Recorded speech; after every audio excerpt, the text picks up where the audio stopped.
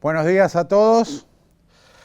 Vamos a dar comienzo a esta jornada, a esta formación, que es la de conocimientos avanzados de vehículos eléctricos. Durante todo este curso vamos a desarrollar las particularidades que tiene un vehículo 100% eléctrico y vamos a ver lo que son las dos generaciones que existen con este tipo de tecnología. Entraremos en detalle con todo lo que es la presentación en sí de todos los componentes y después veremos las evoluciones que tiene esta segunda generación de vehículos eléctricos. Así que bueno, vamos a comenzar.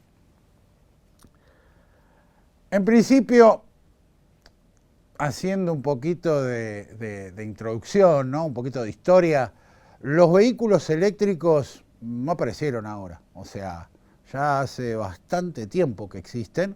Estamos hablando que los primeros vehículos 100% eléctricos aparecieron allá por el 1800, fines del 1800, pero bueno, estamos hablando que eran carretas, ¿sí?, con vehículos eléctricos. Después, bueno, obviamente esto fue evolucionando, es una tecnología que fue evolucionando y en los últimos años, allá por fines de la década del 90, en Europa,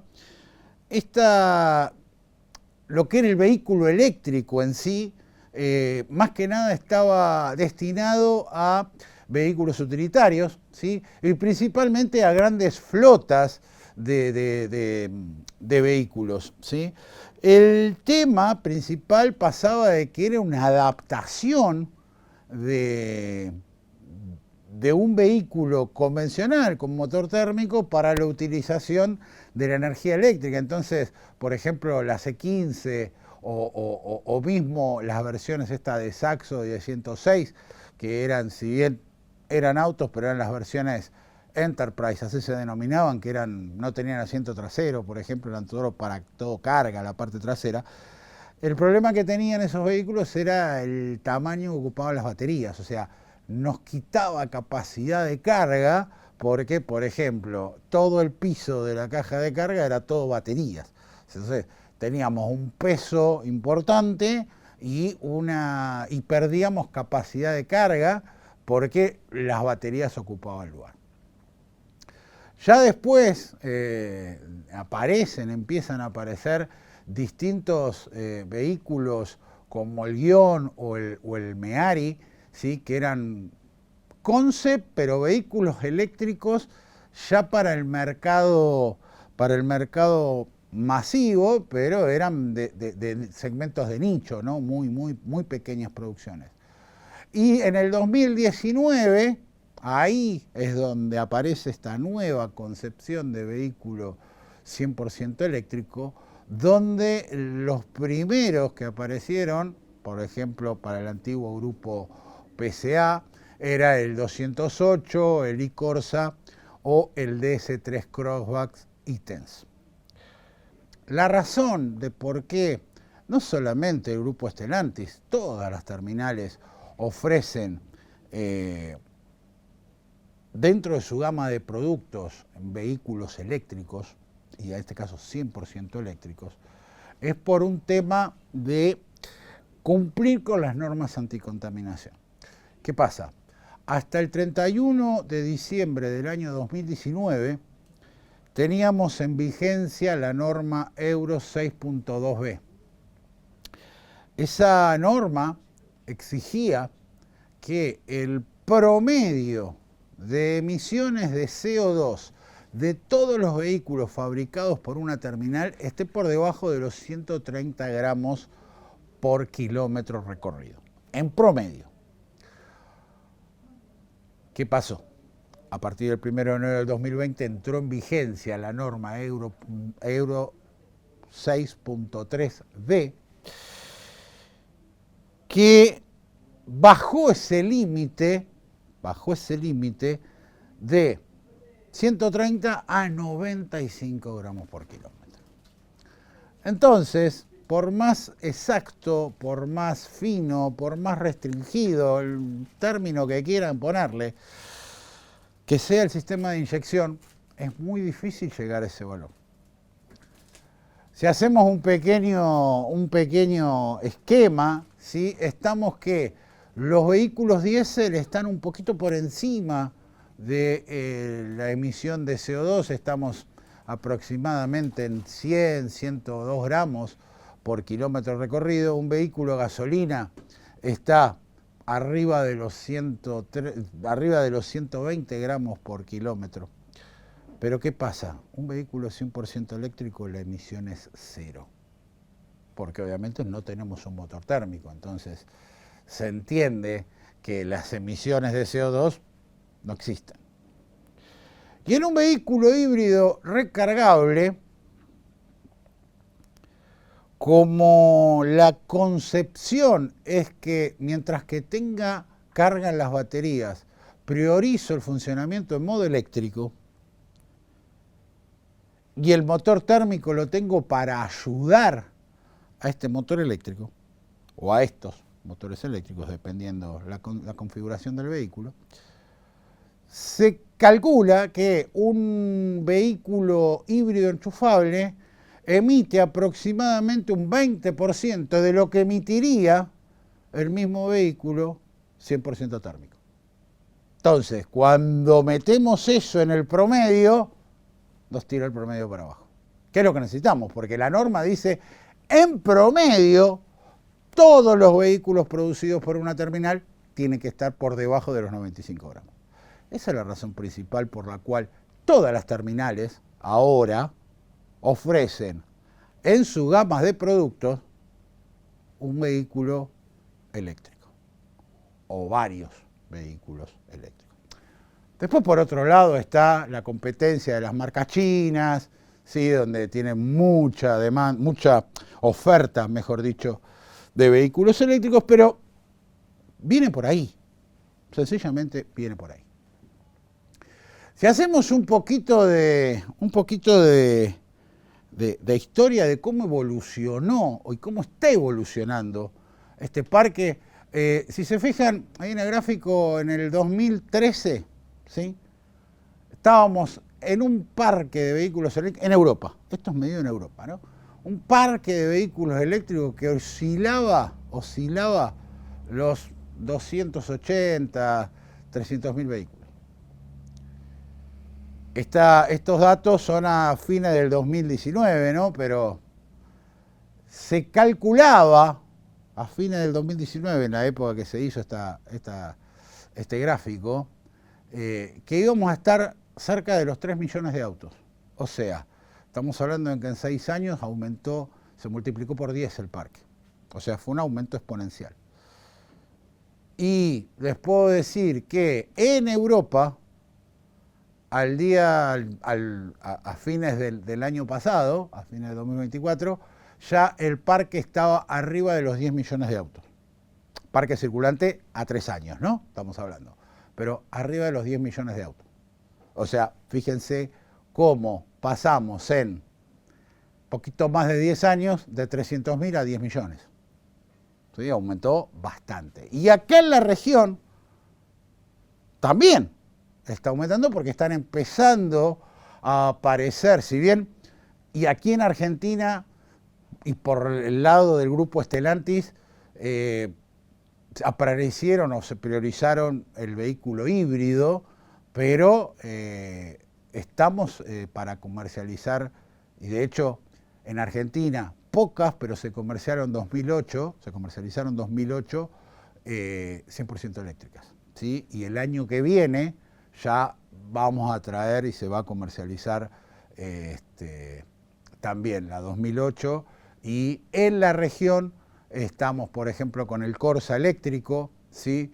El Avenger 100% eléctrico en distintos países de la región. O sea, el parque de vehículos eléctricos en nuestra región también va a empezar a aumentar. Si bien por las distancias que tenemos nosotros, quizás sea más, entre comillas lo digo, más útil un híbrido, pero el vehículo eléctrico también va a empezar a ser parte importante dentro de lo que es el mercado de los vehículos en la región.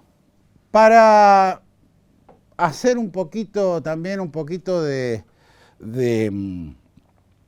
contexto, ¿no? La idea del grupo Stellantis, ¿sí?, es convertirse en uno de los principales proveedores a nivel mundial de lo que son baterías de tracción, reductores, lo que sería la parte mecánica que acoplamos al motor eléctrico para generar la tracción, y la máquina eléctrica, propiamente dicho, el motor eléctrico. ¿Por qué?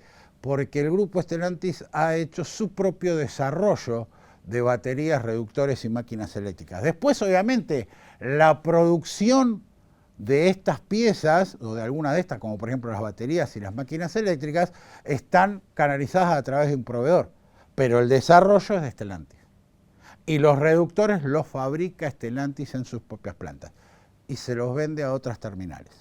¿Sí? O sea, la idea, independientemente de lo que es comercializar un vehículo con esta tecnología, es aportar o proveer componentes a otras terminales y convertirse en uno de los principales proveedores de estos componentes.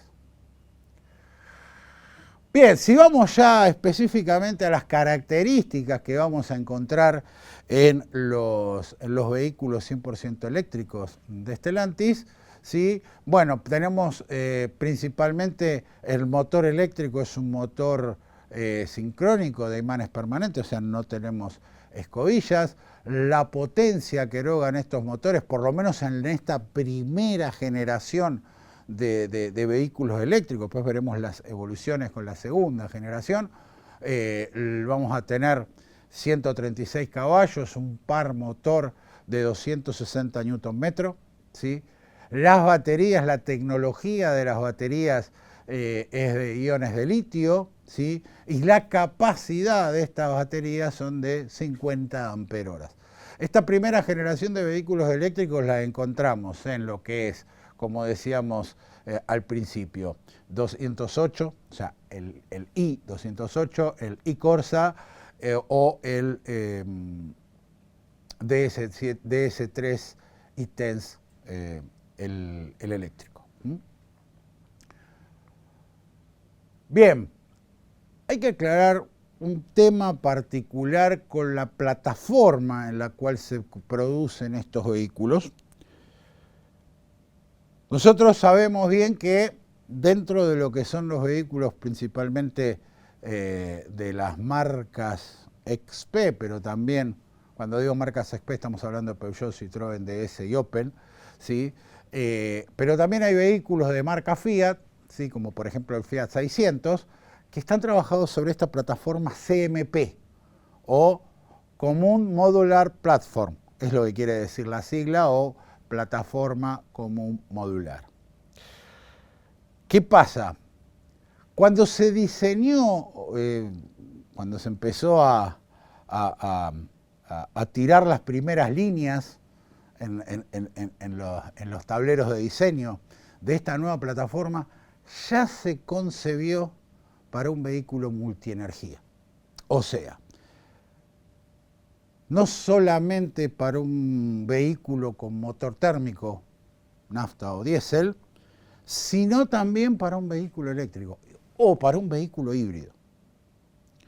O sea, ya en el nacimiento de la plataforma ya se concebió, por ejemplo, un lugar específico para ubicar las baterías sin tener que sacrificar espacio dentro del habitáculo o dentro del baúl, como así también lo que es el mejor aprovechamiento de los espacios, el centro de gravedad, ¿sí? Que no vuelva que el centro de gravedad esté muy adelante o muy atrás, o muy alto o muy bajo, cosa de que el vehículo se vuelva inestable. Todo eso se pensó cuando se diseñó esta plataforma. Y específicamente la plataforma CMP para los vehículos eléctricos se denomina eCMP. Bien, vamos a hablar un poquito ahora de lo que son los componentes de la cadena de tracción. Así vamos a denominar a todos estos elementos que producen la tracción eléctrica.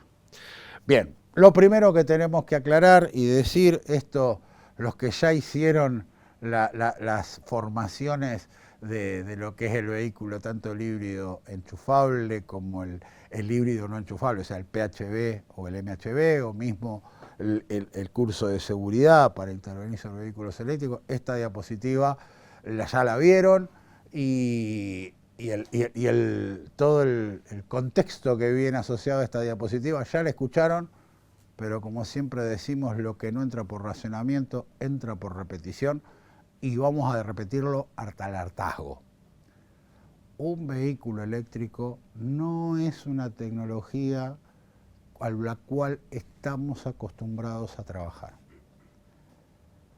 Sobre todo que en un vehículo eléctrico estamos trabajando de 350 a 400 voltios, dependiendo del vehículo, de un corriente continua.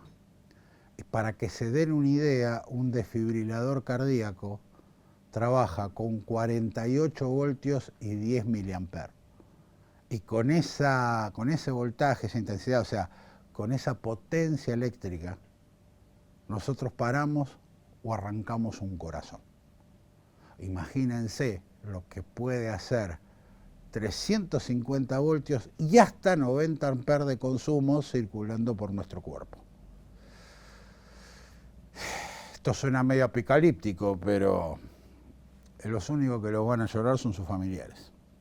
Entonces, si hacemos lo que no tenemos que hacer o de la manera que no la tenemos que hacer, vamos a estar en problemas.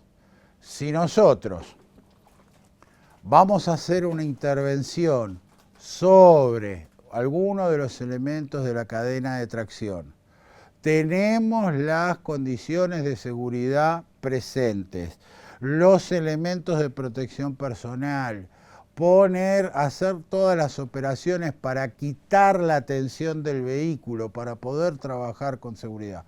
Hacemos todo lo que nosotros queramos, todo lo que tenemos que hacer para poder hacer alguna intervención, vamos a estar bárbaros.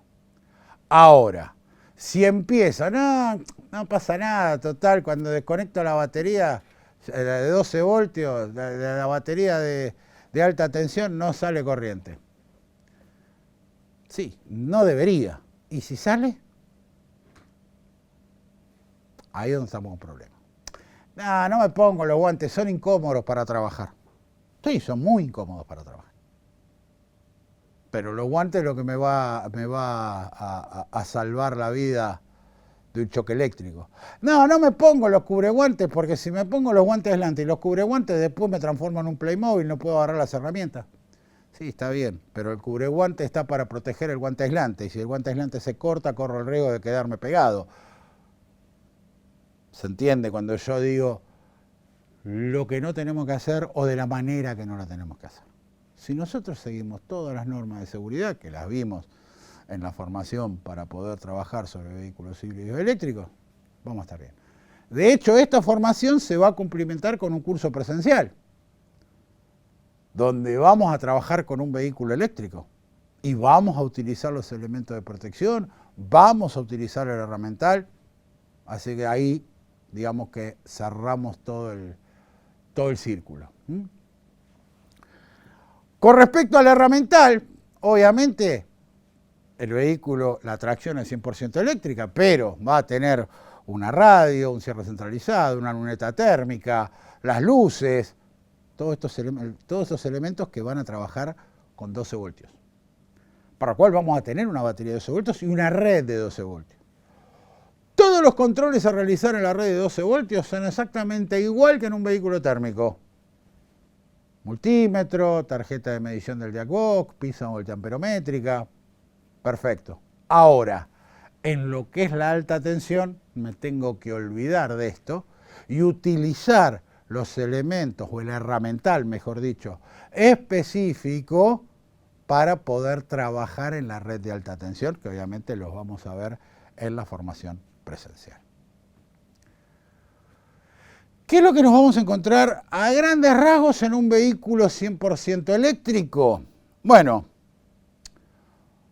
partimos, ¿sí?, de una batería, ¿sí?, que almacena corriente continua, ¿sí?, en este caso 350, 400 voltios, dependiendo del vehículo, y un motor eléctrico que a través de un reductor, y conste que dije reductor y no caja de velocidades, ¿por qué? Porque lo que yo tengo es a la salida del motor un par de engranajes, una desmultiplicación que le va a dar movimiento al diferencial, que para lo único que está es para aprovechar las altas velocidades de rotación del motor para transformarlo en fuerza. Pero es una reducción única, o sea, es una única relación de marchas, no tengo varias. Por eso hablamos de reductor y no hablamos de caja de velocidades. El motor eléctrico es de corriente alterna. Y yo creo que almaceno la batería es corriente continua. Entonces, entre el motor y la batería voy a tener lo que se denomina, lo que en la gráfica está indicado como ondulador. ¿Qué es lo que hace el ondulador? Transforma la corriente continua almacenada en la batería en corriente alterna de frecuencia y amplitud variable. Frecuencia variable para modificar la velocidad de rotación del motor eléctrico y amplitud variable para modificar la fuerza del motor eléctrico. Ahora bien, entre el rotor del motor eléctrico y las ruedas no tengo nada que me desvincule total o parcialmente el rotor de las ruedas. Cuando gira el rotor del motor eléctrico van a girar las ruedas. Y al revés, cuando giren las ruedas va a girar el rotor del motor eléctrico. ¿Por qué hago esta salvedad? Porque en un vehículo eléctrico yo tengo la posibilidad de cuando levante el pie del acelerador o pise el freno pero el vehículo se siga desplazando, aprovechar la energía cinética que tengo en las ruedas, porque el auto se sigue desplazando, para mover el rotor del motor eléctrico. Y en este caso, el motor va a empezar a trabajar como un generador para recuperar parte de la energía consumida en la aceleración. Obviamente, esta energía que voy a recuperar de lo que es la desaceleración o el frenado, va a recuperar una parte de la consumida. Estamos hablando que dependiendo de la condición de manejo y el tipo de circulación del vehículo, podemos aumentar entre un 10 y un 15% como máximo la autonomía total de la carga de las baterías. Por eso estamos hablando de que la recuperación es parcial, no es, si yo gasté 10 acelerando, no voy a recuperar 10 en el frenado o en la desaceleración. ¿Ok? Es una parte lo que voy a recuperar. Al igual que en un vehículo térmico, donde puedo repostar combustible, acá lo que voy a tener que hacer es recargar la batería. Porque si bien puedo recargar andando, cuando desacelero o freno, dijimos que lo que voy a poder recuperar es un 10, un 15 como máximo, aumentar la autonomía, pero no más que eso. Entonces va a llegar un momento que voy a tener que recargar la batería, para lo cual vamos a tener una toma de carga, ¿sí?, que físicamente va a estar sobre el pasarruedas trasero izquierdo, ¿sí?, donde voy a poder, a través de un cable especial, el cual voy a conectar a la red domiciliaria, tomar los 220 voltios de corriente alterna que tenemos en la red domiciliaria para poder recargar la batería. Pero ¿qué pasa? Yo en la batería dijimos que almaceno corriente continua y encima alta tensión, estoy trabajando con 400 voltios. Entonces, esa energía, esa corriente alterna que va a ingresar por la toma de carga, va a pasar por el cargador incorporado, ¿sí? El cual lo que va a hacer es transformar la corriente alterna en corriente continua, o sea, la va a rectificar y la va a elevar para poder recargar la batería. Pero también, si se fijan ahí en la gráfica, la toma de carga hay como una línea que a un lado dice 220 voltios AC y del otro lado dice 400 DC. ¿Qué pasa? La toma de carga, después lo vamos a ver con más detalle, en un vehículo 100% eléctrico tiene, si lo comparamos con un híbrido enchufable, para los que ya hicieron la formación, tiene dos terminales adicionales que no la tenemos en el híbrido enchufable. En esos terminales adicionales voy a poder conectar unos cargadores que se llaman cargadores rápidos, que son públicos, normalmente los vamos a tener en las estaciones de servicio, en los estacionamientos de los grandes shoppings, ¿sí? Al cual obviamente hay que pagar por eso, donde ese tipo de cargadores nos va a entregar directamente corriente continua de alta tensión. Entonces, de esos terminales adicionales vamos a ver que después veremos con detalle, van a ir directo a la batería. ¿Por qué? Ya es alta tensión y ya es corriente continua, entonces no necesito pasar por el cargador incorporado. Entonces voy a tener de la toma de carga, voy a tener unos cables que van a ir directo a la batería, que son los que vienen de la toma de corriente continua, y otros cables que van a ir al cargador embarcable, que son los que vienen de la toma de la red domiciliaria. Pero bien decíamos hoy que en un vehículo, por más que sea tracción 100% eléctrica y que trabaje con alta tensión, vamos a tener la radio, la luneta térmica, el cierre centralizado, ¿sí? Elementos que funcionan con 12 volts, para lo cual vamos a tener una red de 12 volts con su correspondiente batería de 12 voltios. En este caso, la red de 12 volts, mientras que el vehículo está detenido, está parado, no está en contacto, toda la demanda energética de la red de 12 volts la satisface la batería. Pero una vez que el vehículo está en funcionamiento, es el convertidor DC-DC el cual, tomando energía de la batería de tracción, va a hacer una transformación de los 400 voltios de corriente continua a un valor próximo a 14 volts para alimentar y satisfacer la demanda energética de toda la red de 12 volts y recargar la batería de servicio. ¿Ok? ¿Qué más le vamos a agregar o qué más vamos a encontrar en un vehículo 100% eléctrico? Bueno, por un lado, el compresor del aire acondicionado. En este caso, el compresor es un compresor de accionamiento eléctrico, ¿sí?, que está alimentado por alta tensión.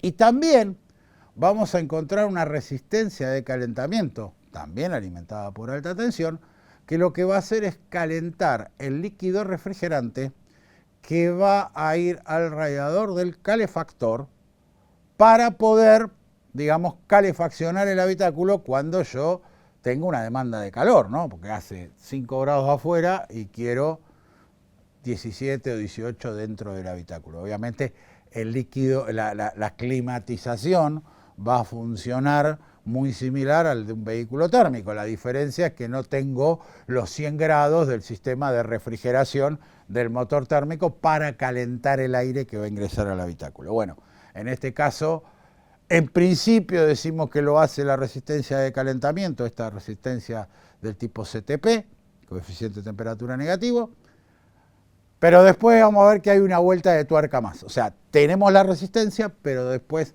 la calefacción del habitáculo se va a realizar por lo que se denomina la bomba de calor, que ahora lo dejo nombrado y después vamos a hablar un poquito de qué se trata. Bien, para más o menos ubicarnos en forma espacial donde están los componentes, dijimos que la toma de carga se encuentra sobre el pasarruedas trasero izquierdo. Las baterías o el paquete de baterías de alta tensión se encuentran debajo del piso del vehículo, están colgando del auto. en todo lo que sería el espacio del habitáculo, desde adelante hacia atrás. Los que ya participaron del curso del vehículo híbrido enchufable, habíamos dicho que las baterías estaban debajo del asiento trasero, a la altura de la sentadera del asiento, colgando del piso. Bueno, acá la batería ocupa todo el piso del habitáculo. Todo el espacio del habitáculo está ocupado debajo y colgando del vehículo, debajo del piso.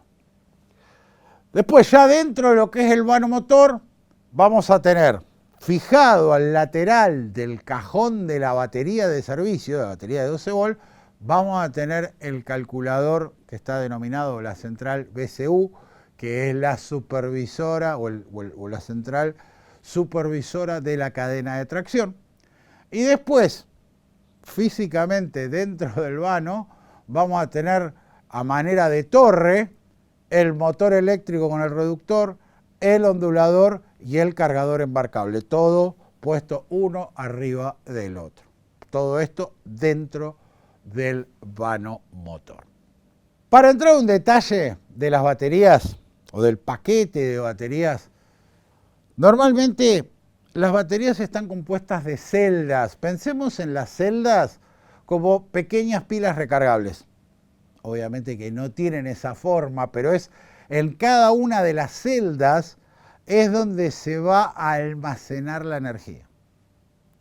Obviamente estas celdas van a estar conectadas en serie para poder llegar de los aproximadamente 4 voltios o un poquito menos, que es lo que puede llegar a almacenar cada una de las celdas, a los 400. Un grupo de celdas van a formar un módulo.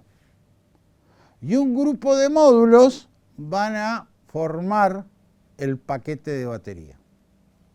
Ahora bien, cada uno de estos módulos tienen una pequeña electrónica que está, una pequeña central, un pequeño calculador, que va a monitorear el funcionamiento de cada una de las celdas del módulo.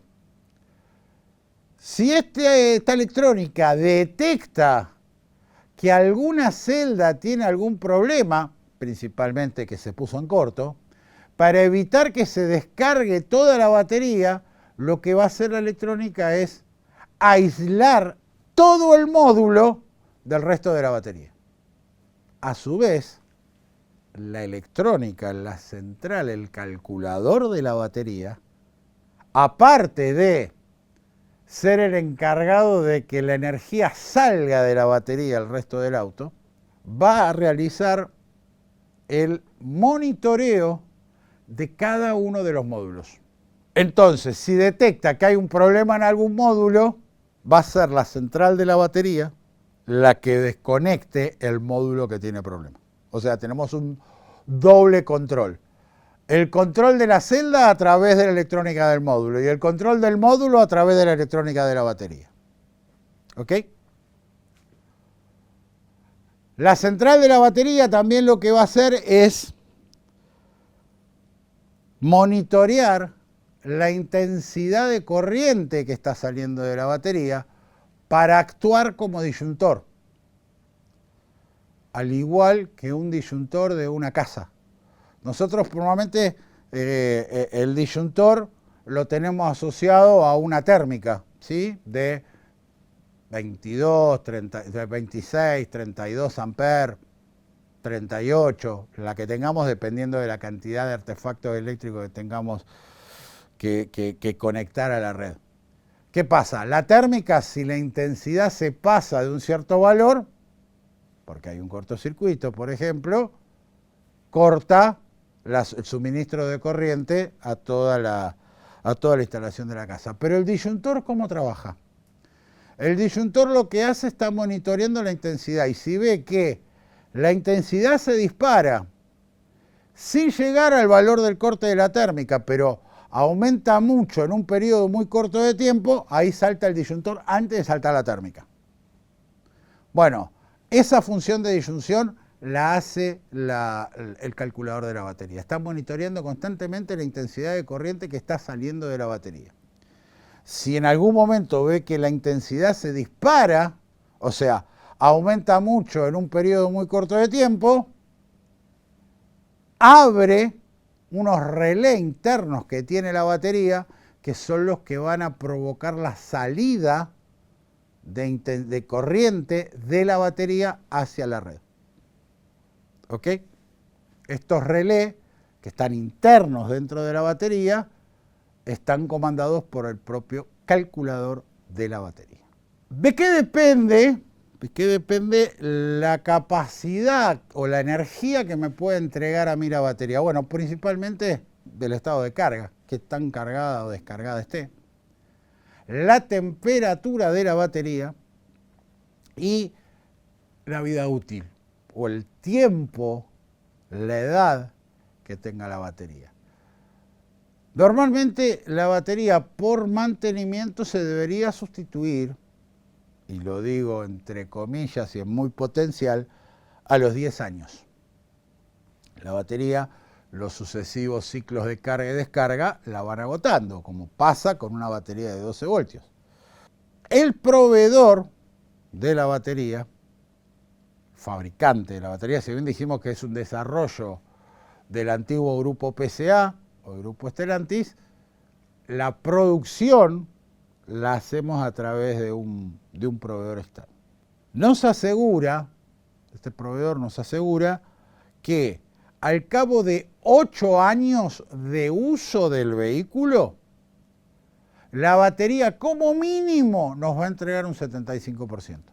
O sea, ese 25% es el desgaste normal que va a tener la batería. Lo que no implica que a los 8 años tengamos un 90% de capacidad de la batería. O sea, como mínimo vamos a tener este 75%. Vuelvo a repetir, a los 10 la tendríamos que cambiar por mantenimiento. Lo que no implica que a los 10 quizás que sigamos teniendo ese 90%. Eso va a depender de la cantidad de ciclos de carga y descarga, principalmente del uso del vehículo. Y después, por el simple hecho de tener la batería, vamos a tener lo que se denominan pérdidas. Si lo decimos entre comillas, esto de pérdidas, porque es energía almacenada en la batería que no la utilizo para mover el vehículo. Por eso hablamos de pérdidas, ¿sí? Pero no es que se pierde, la energía no se pierde. La energía eléctrica no se pierde, se consume. Y se transforma en otro tipo de energía. Energía cinética para mover el vehículo, en calor, ¿sí? En este caso, las pérdidas que vamos a tener en la batería van a ser de índole internas a la batería y externas a la batería. Vuelvo a repetir, estas pérdidas yo las tengo por el simple hecho de tener la batería. O sea, para no tenerlas no tendría que tener la batería. El problema es dónde guardo la energía. ¿Dónde guardo los electrones? No los puedo tener en un depósito como el tanque de combustible. Las pérdidas internas está dado, por un lado, por la resistencia propia que tiene la batería, resistencia interna que tiene la batería. Y la otra es por la intensidad de corriente que está saliendo de la batería. ¿Qué pasa? En cada una de las celdas, a medida que van entregando energía y se van descargando, se va produciendo una resistencia que se denomina resistencia sélfica, técnicamente tiene ese nombre, no me lo voy a poner a explicar ahora, eso lo podría llegar a explicar un ingeniero electrónico, yo no lo soy, ¿sí? Que cuando más descargada está la batería o más energía, más amperaje yo le estoy pidiendo, produce una pequeña resistencia a la salida de los electrones de cada una de las celdas, que se va a sumar a la resistencia interna de la batería. Obviamente es un valor muy bajo, está bien, y el consumo es bajo, pero lo tengo. Y son electrones que gasto para no mover el vehículo. Y lo que es las resistencias, o mejor dicho, las pérdidas externas, es la energía que yo utilizo para refrigerar la batería. Me voy a adelantar un poquito en lo que es la presentación, pero decirles que este tipo de vehículos tienen 3 sistemas de refrigeración. Uno que refrigera la batería propiamente dicha, que es el sistema o el circuito de muy baja temperatura. El circuito de baja temperatura es el que refrigera el motor eléctrico, el ondulador y el cargador embarcable. Y el circuito de alta temperatura, que es el que utilizamos para calefaccionar el habitáculo. ¿Ok? Cada uno de estos circuitos tienen una bomba eléctrica para hacer circular el líquido por cada uno de estos circuitos. Y esas bombas eléctricas, y ahora principalmente vamos a hablar del circuito de muy baja temperatura, que es el que refrigera la batería, están alimentadas por 12 voltios. ¿Ok? Ahora, digo,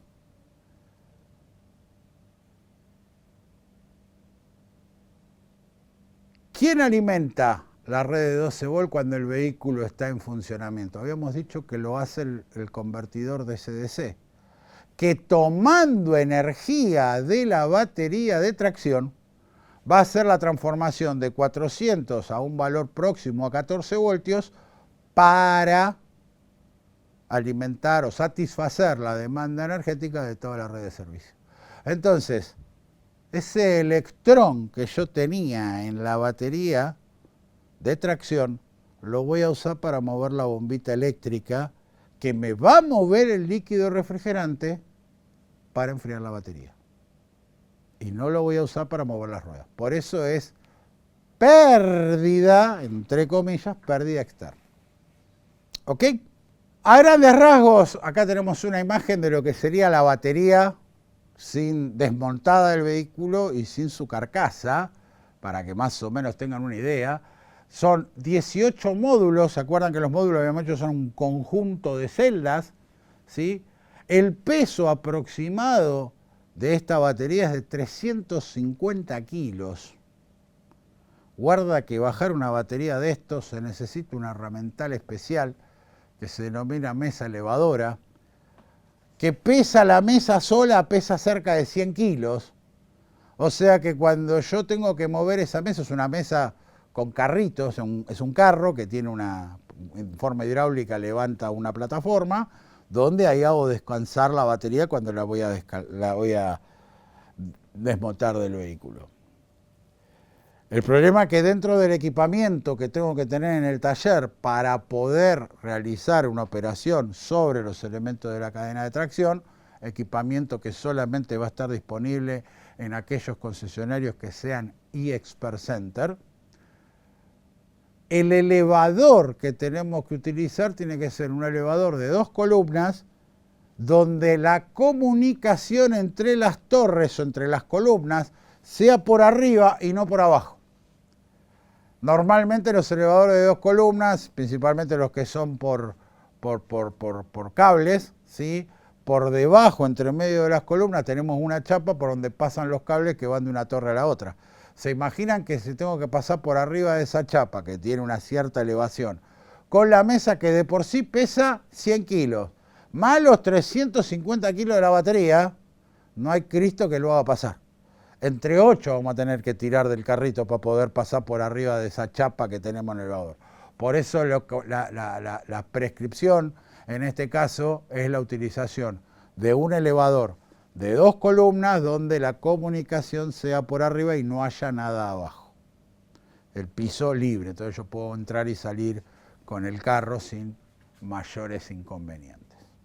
Yo les comentaba que el desarrollo de la batería lo realizó el antiguo grupo PSA o el grupo Stellantis, pero la producción de la batería se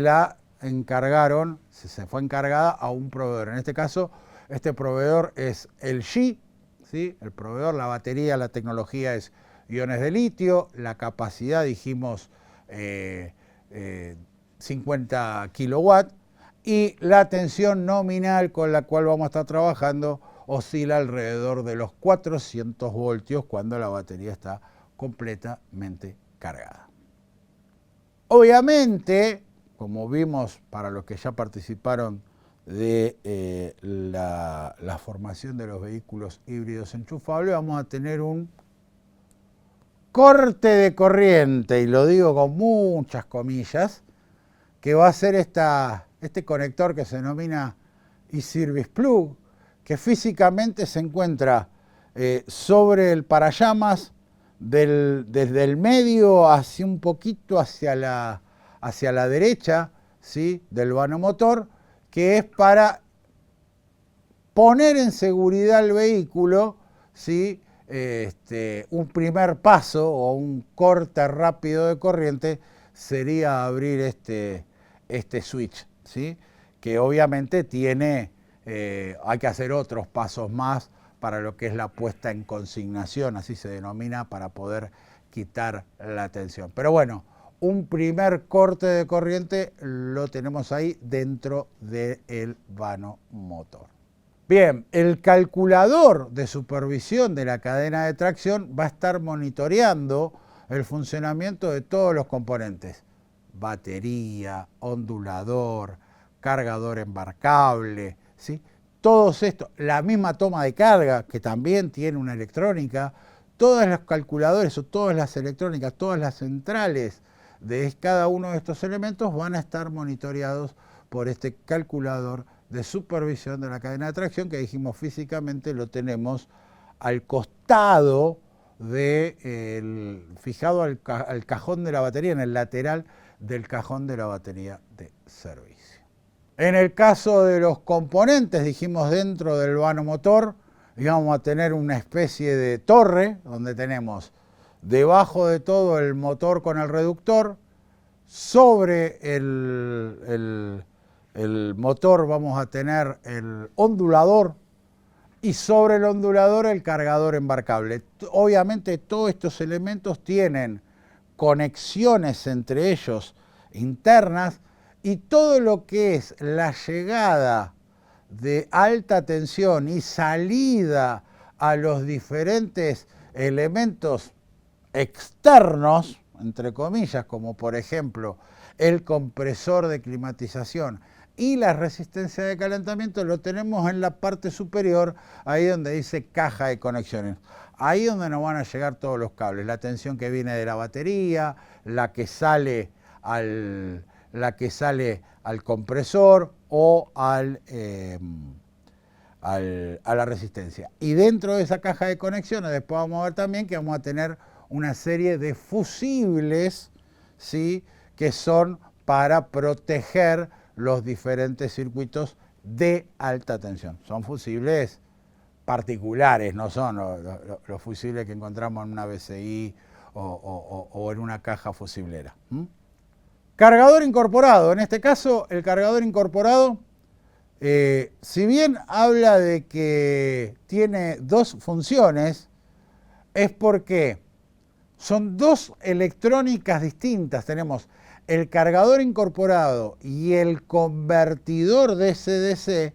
Son dos elementos, dos electrónicas distintas que físicamente se encuentran en la misma caja. Por eso habla que tiene dos funciones. Pero bueno, en sí son dos electrónicas distintas. Una función, dice, transformar la corriente alterna proveniente de la toma de carga en corriente continua y elevarla para poder recargar la batería, ¿sí?, y satisfacer la demanda de la red de 12 volt mientras que el vehículo está en funcionamiento. Lo que pasa que la primera función la hace el cargador incorporado y la segunda la hace el convertidor. ¿Ok? Bien, dentro de lo que es el cargador incorporado existen dos tipos, 7,4 o 11 kilowatts. No nos volvamos locos, la versión que, si bien en Europa existen dos tipos de cargador incorporado, el que vamos a tener nosotros en la región, porque son los mercados fuera de Europa, tanto en Argentina como en los países de la región, es el de 11 kilowatts así que no hay problema por ese tema. El ondulador y el motor eléctrico lo que hace las veces de máquina eléctrica, en este caso el proveedor es Continental. Dijimos que el tipo de motor es un motor de imán permanentes, ¿sí? La potencia 100 kilowatts o 136 caballos y en la carcasa del motor eléctrico y el ondulador están refrigerados por agua por el circuito de baja temperatura, que es uno de los tres que les comentaba hace un rato. La función del ondulador, ya lo dijimos temprano, transformar la corriente continua almacenada en la batería y transformarla en corriente alterna de frecuencia de amplitud variable para alimentar el motor y rectificar la energía que genera el motor eléctrico, que es una generación corriente alterna, ¿sí? Rectificarla para recargar la batería cuando estoy en desaceleración o freno. Otra particularidad también, o otra función que tiene el cargador embarcable es, el ondulador, no el cargador embarcable, el ondulador es invertir el sentido de giro del motor eléctrico cuando yo conecto la reversa. Recordemos que el reductor es un único par de engranajes, es una única relación. No tenemos algo que nos invierta en giro dentro del reductor como lo que haría la retromarcha en una caja de cambios, ¿sí? Manual o automática, que es invertir el sentido de rotación del eje de salida para que el diferencial gire al revés y el vehículo, las ruedas giren al revés. En este caso, la variación de velocidad del vehículo y la inversión de giro la hace al motor eléctrico, la hace el ondulador. La variación de velocidad variando la frecuencia y la inversión de giro es invirtiendo la onda para que el motor gire al revés. Bien, el reductor, dijimos, en este caso el reductor es producido, ahí dice PSA, pero es producido por Stellantis en la planta de cajas de velocidades que tienen en Tremery, en Francia. En esa misma planta donde se producen las cajas de velocidades, se producen los reductores. No solo para los vehículos de Stellantis, sino para otras terminales también. Es proveedor de reductores para otras terminales. El reductor internamente, obviamente esto no tiene ningún tipo de reparación, o sea, esto anda o no anda. Si anda, todo bien, si no anda, se tira y se pone nuevo, ¿sí? No es nada más ni nada menos que un par de engranajes, ¿sí? Que tomando el movimiento que viene del rotor, le va a dar a un engranaje conducido de menor diámetro, a través del dentado le va a transmitir el movimiento a un engranaje mayor para hacer una desmultiplicación y aprovechar el régimen de giro y transformarlo en fuerza, el cual le va a dar movimiento, como si fuera un par de descenso en una caja automática, al eje del piñón del diferencial. ¿Ok? Pero, sobre el eje de entrada del reductor vamos a tener el mecanismo de parking, que va a trabajar muy similar a lo que es el parking de una caja automática, ¿sí? Vamos a tener un gatillo, que está ahí dibujado de color celeste, que por la acción de un resorte, ¿sí? Va a trabar sobre las almenas de la rueda moleteada que tenemos solidaria al eje de entrada del reductor. Y después lo que vamos a tener es un accionador eléctrico, que lo tenemos ahí a la derecha de la imagen, que va a accionar un sinfín que va a hacer correr toda esa pieza que está dibujada de color rosa y verde, y cuando eso se desplace, el resorte me va a levantar el gatillo y me va a liberar esta rueda moleteada que tenemos en el eje de entrada del reductor. lo mismo que haría una caja automática. Lo que pasa es que la caja automática normalmente lo que bloquea es el engranaje del par de descenso, ¿sí? Pero el principio es el mismo. Este accionador trabaja con 12 voltios. Si por alguna razón yo no puedo alimentarlo, un problema, se quedó sin batería de 12 volts y no tengo forma de poder hacerle puente, la forma para poder desbloquear manualmente el parking hay que ir al accionador, hay que desmontar una tapa de inspección que tiene en la parte trasera, ¿sí? Y con la ayuda de un destornillador Allen o una llave Allen, apretar 80 vueltas el tornillo hasta que haga tope para hacer mover el sinfín y que mecánicamente poder desbloquear el vehículo para poder trasladarlo. A esto hay que sumarle que si, dependiendo del nivel de equipamiento, el vehículo presenta freno de estacionamiento eléctrico, va a tener frenos con accionadores eléctricos en los estribos traseros, para lo cual primero voy a tener que también, o mejor dicho, también, no primero, pero también para poder moverlo, voy a tener que liberar los frenos traseros, como ya conocemos, desmontar los accionadores, apretar el tornillo, ¿sí? Como para liberar la pastilla, como para poder mover el vehículo, porque el parking me va a bloquear la rueda delantera, pero el freno de estacionamiento me va a bloquear las ruedas traseras. ¿Ok? Bien, antes de pasar a la tecnología o al modo de carga o las formas que tengo yo para poder recargar el vehículo, vamos a ver un pequeño video que nos va a grandes rasgos presentar estos elementos que estuvimos hablando físicamente, dónde se encuentran y demás, que es un video de descubrimiento estático del vehículo eléctrico. Nos vemos en un ratito.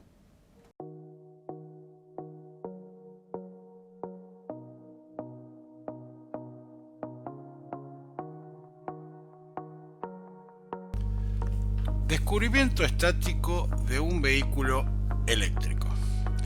En este video vamos a desarrollar un descubrimiento de la tecnología eléctrica y también realizar una breve introducción de cómo trabajar en este tipo de vehículos.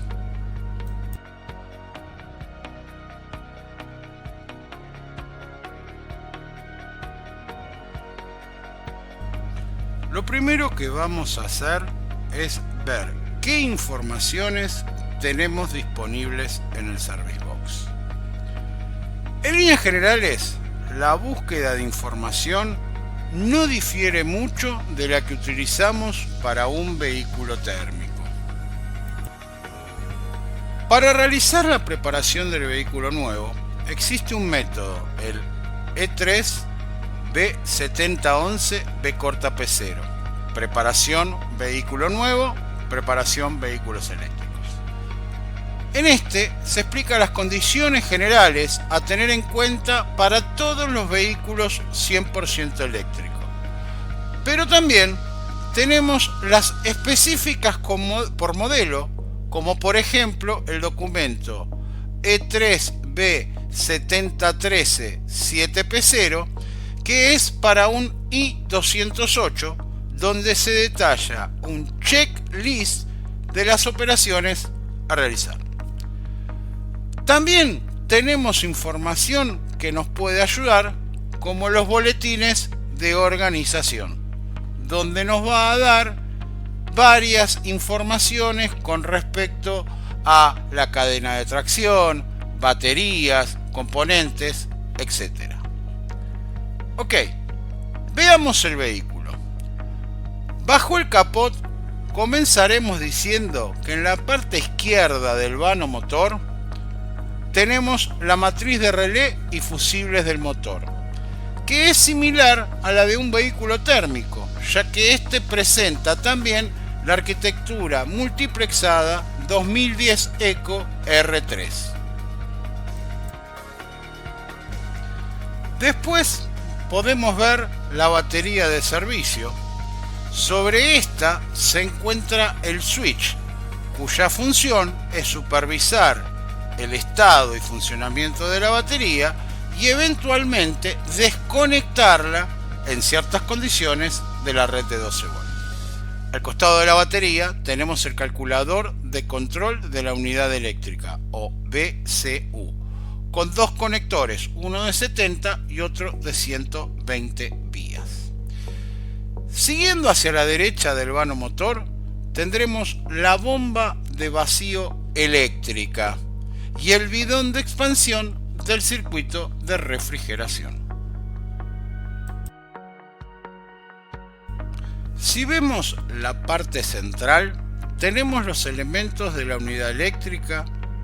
En la parte superior, el cargador embarcable, con los cables naranjas que identifican que son de alta tensión, los cuales se conectan a los distintos componentes del sistema, como por ejemplo el compresor de la climatización o las baterías de tracción.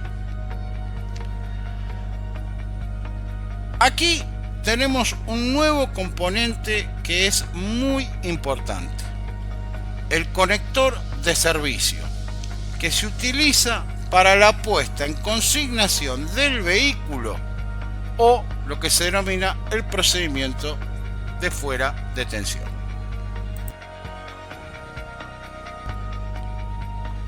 También vamos a encontrar los elementos de los sistemas de refrigeración. Como vimos en la teoría, este vehículo presenta 3 sistemas de refrigeración: uno para la máquina eléctrica, otro para las baterías y el correspondiente a lo que es la parte de la climatización. Como vimos en relación a un vehículo térmico, los elementos dentro del vano motor son muy diferentes. Vamos a ver qué encontramos en el interior. Lo primero que se nota a simple vista es que el interior no difiere mucho del vehículo térmico.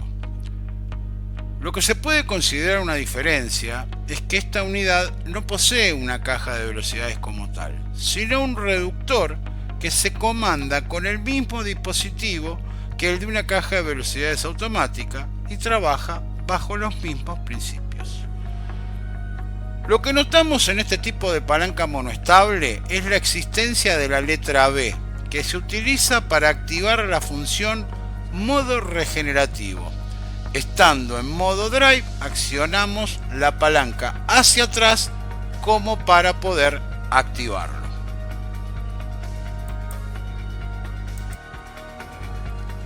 Ahora, con la tecla de selección de modo de circulación, podemos seleccionar entre el modo normal, modo Sport o modo Eco.